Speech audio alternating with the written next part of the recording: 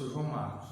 Essa videoaula é uma revisão sobre o conteúdo de forças e as leis de Newton, tá? Se você teve dificuldade, agora esse vídeo pode te ajudar muito, tá? Qualquer dúvida, né, pode deixar nos comentários do vídeo, tá? E aí, fique aí no aguardo que já vamos iniciar a aula, ok? Ok, então vamos lá. A força nada mais é do que uma ação, né? O princípio real do nome força, né, às vezes pode precisar o significado em dicionário, mas a gente sempre tem uma concretização, né, e um entendimento que é gerado a partir de um movimento, uma ação, né, e até mesmo uma ação espontânea, tá?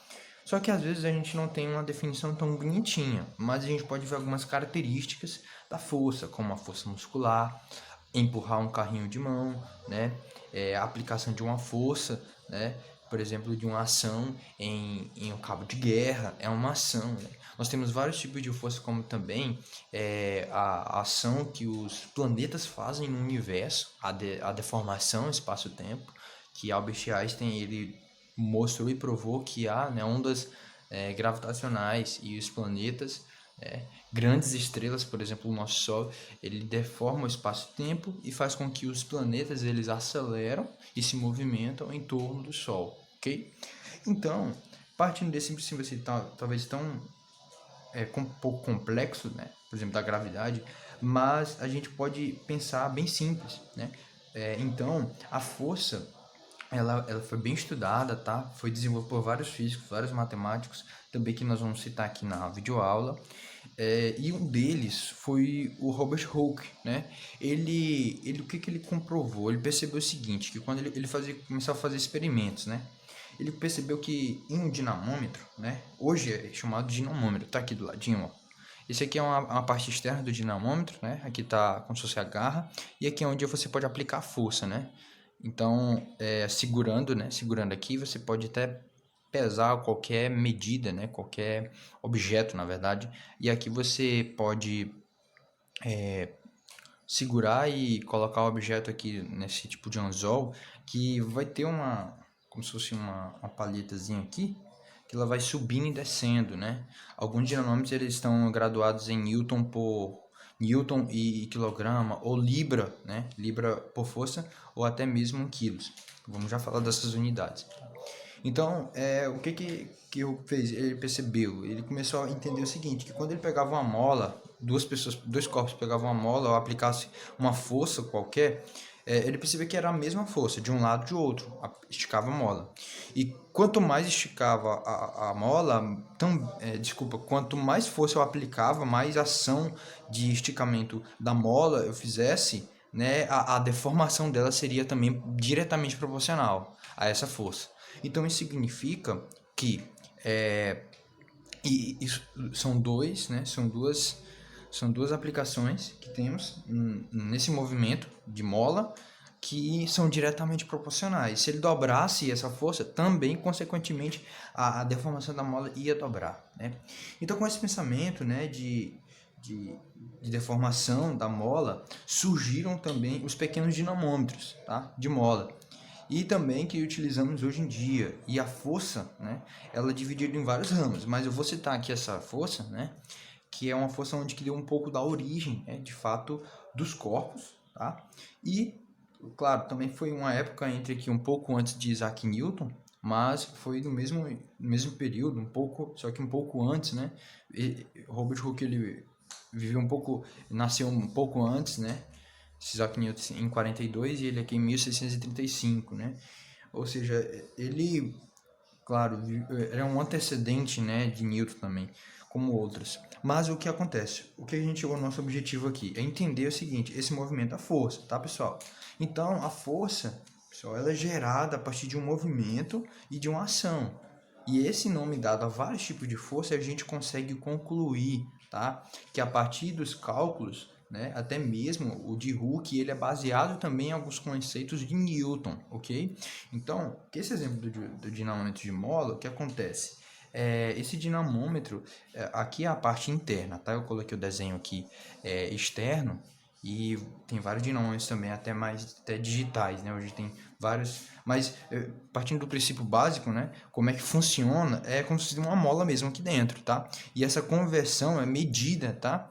Por esses traços aqui, que às vezes pode estar de 0 a 4, né? Ou até mesmo de 0 a 12, por exemplo, um dinâmico básico que eu tenho aqui em casa é de 0 a 12 quilos, tá? Do outro é libra força. O que acontece? A gente tem que transformar isso, se for em libra, tem que transformar para quilos, né?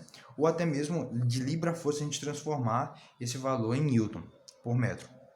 Ok, então o valor, pessoal, aqui dentro, na verdade, do dinamômetro é uma mola. Então, quando você aplica uma força para esse lado aqui, ó, você aplica uma força para cá, né?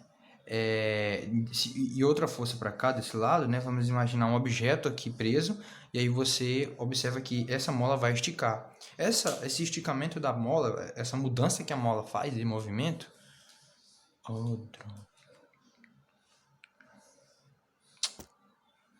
Essa mudança que a mola faz, o que acontece? É chamada de deformação. Foi o que Robert Hooke disse, ok? Então, essa aqui é a lei de Hooke, que é a força é igual a uma constante K vezes ΔX, que é a deformação. Quem é esse F? É a força elástica. Quem é esse K? É a constante elástica, ou, né, de fato, constante elástica do material. Outros livros podem adotar assim. Ela é dada em Newton por metro.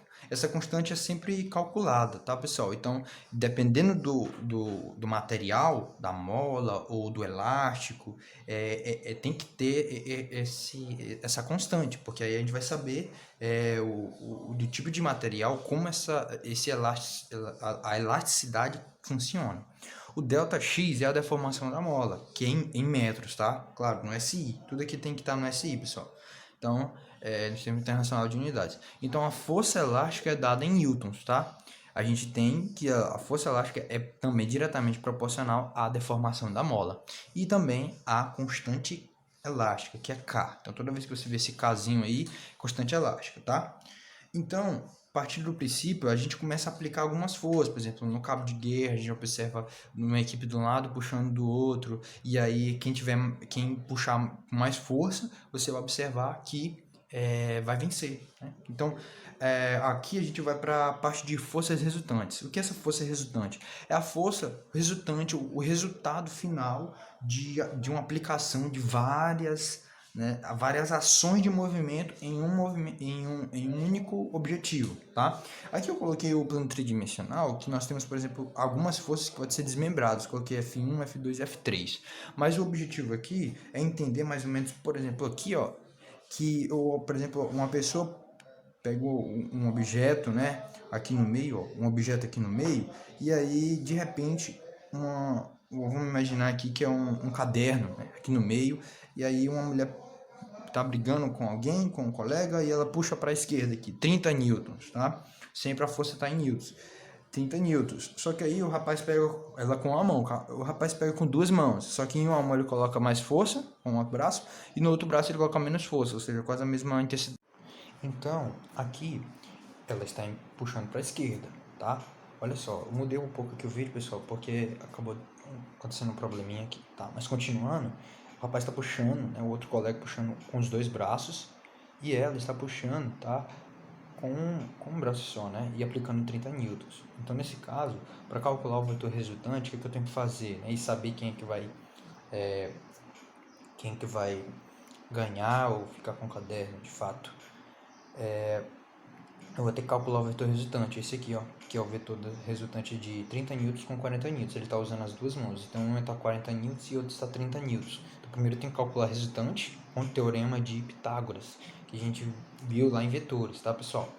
E aí, só depois, como eu vou ter esse vetor, ele vai estar na mesma direção, então é só subtrair, de fato, porque são os dois vetores de mesma direção com sentidos diferentes. Subtrair um pelo outro, certo? Ok, pessoal, agora nós vamos falar sobre as leis de Newton, tá? Essas leis de Newton, elas justamente são resultados de consequência, né, das forças que acabamos de falar agora há pouco, tá?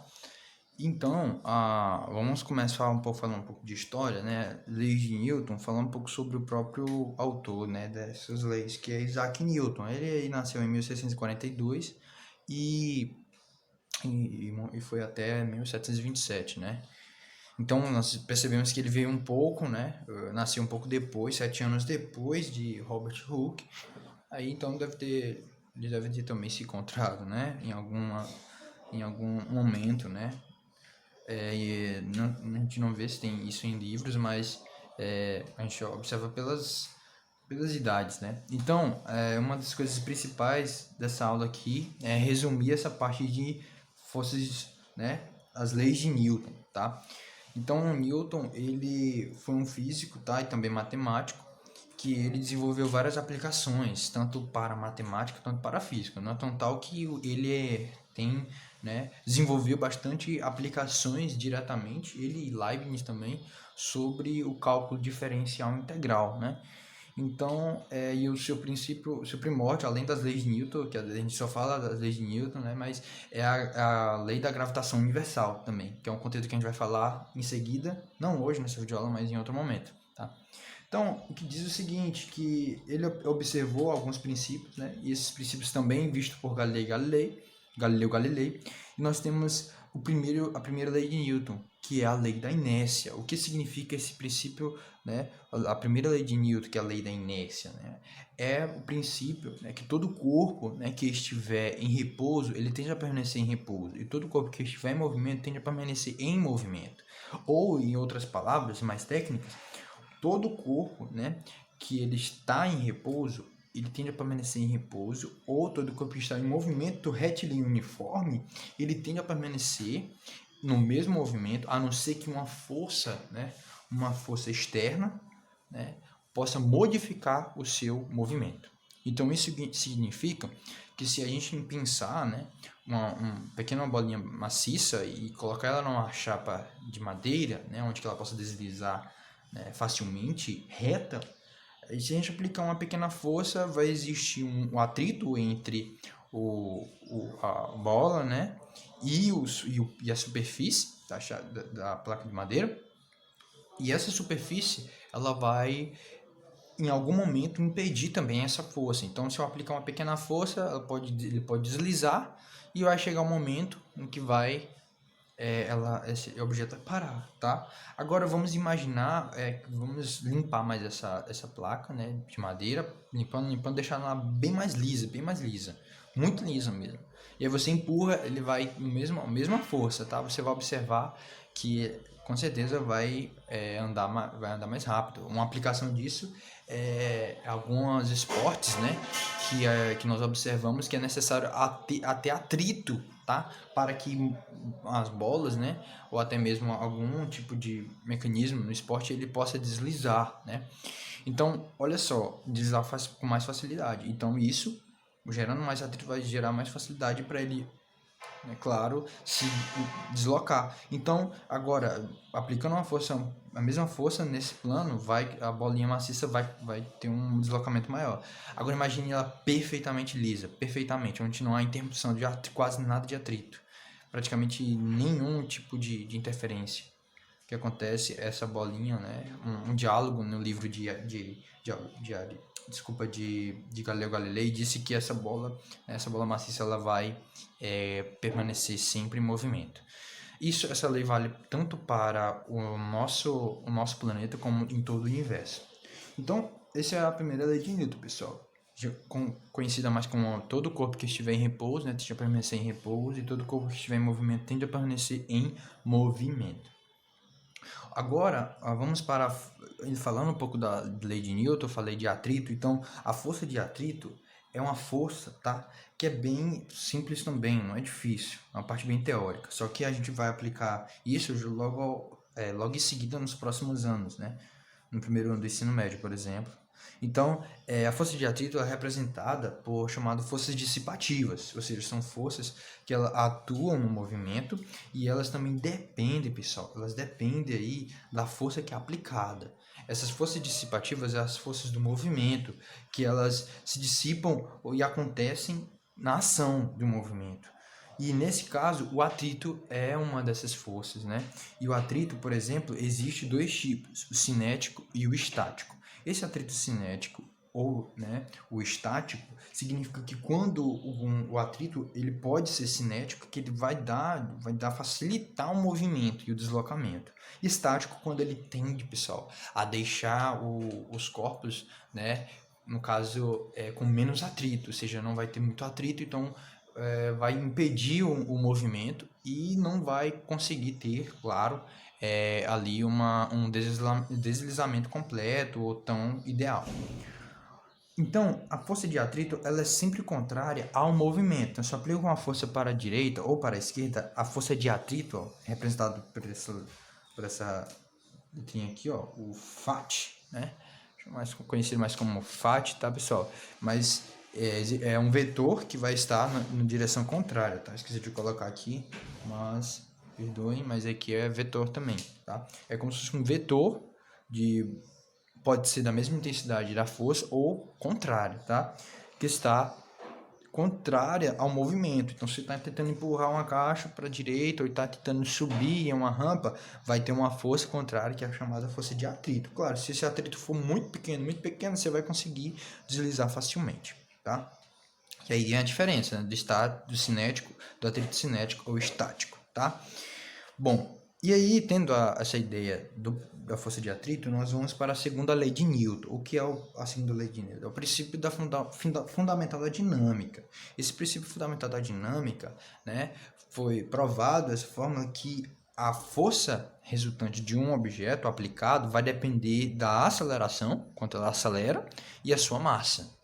Como eu falei bem no início, a deformação que um aço pode fazer no espaço, de fato, como se fosse um tecido, né? Os planetas que estão ao seu redor, no caso o Sol, o nosso Sol e o nosso planeta, como os outros do sistema solar, eles estão orbitando o Sol, é como se fosse, dependendo da massa de cada planeta, nós temos essa órbita, o planeta orbitando o Sol como se fosse uma aceleração, né? Quanto ele acelera, tá? Essa órbita significa. Assim como a Lua, né? Que é o nosso satélite natural, e ela também orbita, né? Ao decorrer do que o nosso planeta ele vai, né, girando. Ela também está numa órbita, né? Que o nosso próprio planeta ele deforma também o espaço-tempo de acordo com sua massa. Claro, se o planeta for muito grande, quanto maior a gravidade, quanto maior a massa, quer dizer, do planeta, maior, tá, a deformação. Então a força resultante vai depender da massa e da aceleração, tá? Só que a força resultante é dada em newtons, a massa em quilo, tá? Quilograma, e a aceleração em metros por segundo ao quadrado, pessoal. E para relembrar aqui, ó, se você esqueceu, a aceleração ou aceleração média é dada pela variação da velocidade pela variação do tempo, tá? Isso é uma dica valiosa, tá? Não esqueça. Isso a gente viu em cinemática, pessoal. E outra força que nós temos é a força peso, tá? A força peso, né, aplicada também à segunda lei de Newton, que é o princípio fundamental da dinâmica, a força peso, a diferença é que a gente vai trabalhar essa força peso com relação aos planetas, né, aos astros, a uma questão mais universal. A força peso nada mais é, pessoal, que a atração gravitacional que o próprio planeta ou qualquer planeta faz nos corpos que estão nele, tá? Então não confunda que qual é o teu peso? Não existe isso, tá? Qual é a sua massa corpórea, né? Qual é a sua massa? Você vai lá na balança, na farmácia, sei lá, você vai lá, se pesa, o que acontece? Essa força-peso essa força que você vê na balança, aquele valor é representando a sua massa, tá? Já força-peso significa a atração que o planeta, né, a ação gravitacional que o planeta tem, né, aplica nos corpos. Então, e essa força, tá? Ela é dada em newtons, ok? Essa força-peso aqui, ó, é em newtons, tá? Unidade de medida. Ela é em newtons também, tá? P igual a N não, aqui é uma seta, tá? Ela é medida em newtons, tá? E aí, pessoal, finalizando já a aula, a gente vai para a terceira lei de Newton, que é o princípio da ação e reação. O princípio da ação e reação, né, nós temos vários conceitos. Na verdade, o princípio da ação e reação, né, é que todo corpo, né, sujeito a uma ação, né, ele vai ter uma reação, um movimento contrário da mesma intensidade. Então, coloquei até uma pequena imagem resumida aqui. A força 1 aplicando, por exemplo, na parede ou até mesmo em qualquer superfície, vai ter uma força contrária de mesmo módulo, a F2, onde que ela torna-se em equilíbrio esse movimento, né? Então, nós temos um ponto aqui de equilíbrio entre essas duas forças, tá? Então, isso significa que nessa terceira lei de Newton, nós temos o princípio da ação e reação. Viram aí, pessoal? Então, qualquer dúvida, pode comentar lá no vídeo, tá? E pode também dar uma contribuição para a gente melhorar nossas aulas, tá? Que Deus abençoe vocês e até o próximo vídeo da semana que vem sobre o conteúdo novo que eu vou estar explicando, ok? Tchau!